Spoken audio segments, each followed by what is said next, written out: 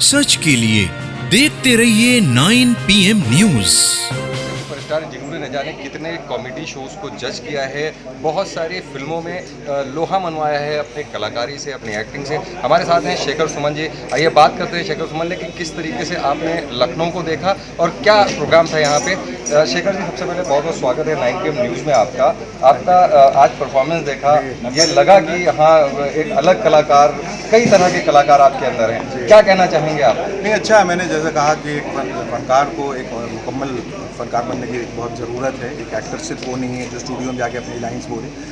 मुझे ऐसा लगता है कि जो भी विधाएं उससे जुड़ी हुई हैं, जैसे गाना है, जैसे लिखना है, जैसे प्रोड्यूस करना है, डायरेक्ट करना है, होस्ट करना है, वगैरह वगैरह, ये सब उसमें शामिल होना चाहिए।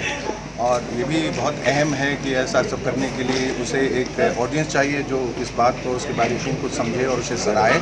तो लखनऊ में बड़ी ज़बरदस्त ऑडियंस मिली, जो नॉर्मली आज के दिन में लोगों का जो पेशेंस लेवल है बहुत कम है और वो आधे एक घंटे ज़्यादा सुनते हैं फिर चले जाते हैं। तो उनको संभाल के रखना, और एक ऐसी विधा में जिसके लिए मैं जाना नहीं चाहता हूँ, और ऐसा वो कहते हैं कि आपकी छुपी हुई विधा है, लेकिन इसमें बहुत मेहनत और मशक्क़त की ज़रूरत होती है। और आपने देखा कि 2-3-4 घंटे के लिए स्टेज संभालना बहुत मेहनत का काम होता है, लेकिन उसके लिए एक सहारे की ज़रूरत होती है। तमाम जो टेक्नीशियंस थे और जो लोग थे उनका बहुत बड़ा सहारा मिला और मुझे बड़ी खुशी हुई कि मैंने कार्यक्रम यहाँ लखनऊ में किया। शेखर, जैसा आप समझ रहे हैं कि कोरोना काल में भी कितनी चीज़ें रही हैं, बहुत एक रिदम टूटा है कलाकार और जनता के बीच में, क्या मैसेज है कि किस तरीके से आप वापसी इसमें हो पाएगी? जी देखिए, जैसे गाने में भी जब रिदम टूटता है तो उसकी शुरुआत फिर से करते हैं या किसी एक ऐसी जगह से करते हैं जहाँ आपको लगता है कि आप रिदम पकड़ सकते हैं। इंसान की ज़िंदगी का रिदम भी जब ये टूटता है, जिस तरह से इस बार टूटा, तो कई चीज़ें जो हैं उजागर हुई। एक तो ये कि ज़िंदगी कितनी नश्वर है,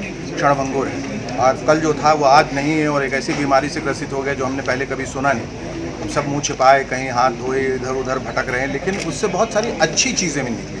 मसलन ये कि हाइजीन का ख्याल करना हमें कोरोना ने सिखाया कि किस तरह घर के प्रवेश से पहले जाने के वक्त हाथ धो के बाहर निकलना चाहिए, किस तरह से एक सोशल डिस्टेंसिंग भी बहुत ज़रूरी हो जाती है। भीड़ में धक्कम धुक्की करके बहुत लोगों को किस्म के इन्फेक्शन होते हैं, उससे थोड़ा दूर रहना सिखाया।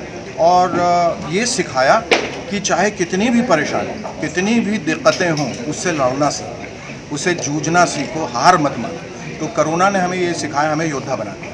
एक सवाल और है छोटा सा कि अभी हम देख रहे हैं आपको एक ज़माने से फिल्म इंडस्ट्री में आप धमाके कर रहे हैं, बेहतरीन कलाकारी करी है। आज भी अभी हमने परफॉर्मेंस देखा, थकावट नहीं है, कहीं चेहरे से कुछ लग नहीं रहा। क्या मैसेज देना चाहते हैं आप जनता को? मैं ये कहना चाहता हूँ कि इंसान की उम्र का कोई दायरा नहीं होता, जज्बात का कोई दायरा नहीं होता, दिल की कोई उम्र नहीं होती। अगर आप में वो ऊर्जा है और वो चाहत है, वो जुनून है कि मुझे ये करना है और बस करना है या मरना है, तो वो आपको उस ओर ले जाएगी जहाँ आप घंटों परफॉर्म कर सकते हैं। और फिर जब मैं अपने जवानों की तरफ देखता हूँ, जो जाबाज सिपाही जो फ्रंट पे लड़ते हैं, मैं उनकी तरफ देखता हूँ, तो हमने कहा कि हम तो कुछ अंश मात्र भी नहीं है जो ये करते हैं, जो ठंड में, गर्मियों में इस तरह के कपड़े लादे, यूनिफॉर्म में लगातार तैनात रहते हैं। तो वो मुस्तैदी मैंने उनसे सीखी कि हर वक्त किसी न किसी युद्ध के लिए, जंग के लिए हमेशा तैयार हो, और कभी ये मत कहो कि अब मैं हार गया, परास्त हो गया या थक गया।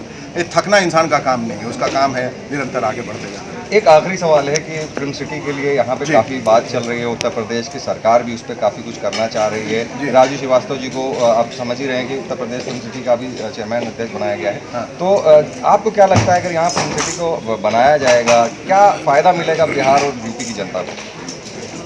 देखिए, अगर फ़ायदा नहीं होता तो ये फिर ये इसका तसव्वुर ही लोग नहीं करते। कोई भी इंडस्ट्री जब पनपती है, बड़ी होती है, तो उससे सबसे पहली बात और अहम बात तो ये है कि उससे रोज़गार जो है वो हासिल होता है, कई लोग उससे जुड़ते हैं, कई ख्वाब जो हैं वो पूरे होते हैं।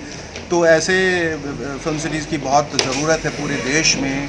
बम्बई में खुलने के बाद आप देखिए साउथ में भी बहुत सारी इंडस्ट्रीज और स्टूडियोज़ खुले। हैदराबाद में रामाजी राव स्टूडियो, जहां बम्बई के लोग भी जाकर शूट करते थे। तो एक ऐसी जगह चाहिए थी कि जो आज की डिजिटल युग को ध्यान में रखते हुए सारा कुछ जो टेक्निकलिटीज़ है, सारा कुछ एक मुकम्मल स्टूडियो, जहां एक इंसान जाए तो फिल्म बना के ही निकले, चाहे वो फिर एडिटिंग का मसला हो, चाहे वो डबिंग का हो, चाहे वो मिक्सिंग का हो, चाहे वो सॉन्ग रिकॉर्डिंग का हो, चाहे वो शूटिंग का हो, चाहे वहाँ मंदिर चाहिए या वहाँ अस्पताल चाहिए, वो सब चीज़ का निर्माण वहाँ कर सकता है। वो एक सेट बना सकता है वहाँ पर। और चूँकि इसका ये बहुत ही एक विस्तृत प्लान है, बहुत ही इसका फैलाव बढ़ा है, तो मुझे ऐसा लगता है कि न सिर्फ क्षेत्रीय फिल्मों के बल्कि बॉम्बे फिल्म इंडस्ट्री के भी लोग जो जगह की कमी की वजह से उनको बाहर जाना पड़ता है, वो यहाँ आकर इसका फ़ायदा उठा पाएंगे।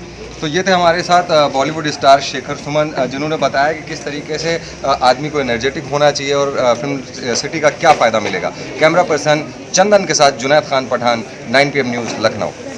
सच के लिए देखते रहिए 9 PM न्यूज़।